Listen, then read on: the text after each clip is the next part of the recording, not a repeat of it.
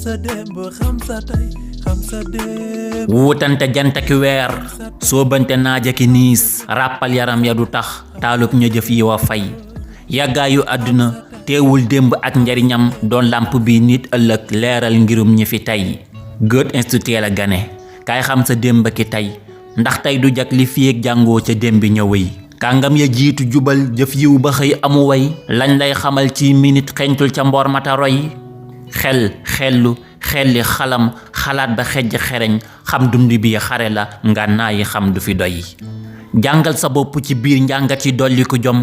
ndimal ngëneel lañu ràbboon démb waaje ko tey naawe sa laa fi ñaari nopp tukki ci xol yendal ca kër Leyti archive national di sa lay caqub teraanga bi réew mi tiitaroo ki ñoñom turwaa di Massamba Gueye pour yàlla na ko fay xam sa démb xam sa tey Dame Diané Baye Karim. xam sa démb xam sa tey xam sa démb. xam sa démb xam sa tey di waxtaan wu leen Goethe Institut may ànd ci ak Archives nationales du Sénégal ak it Kër Leyti maison de l'oralité et du patrimoine.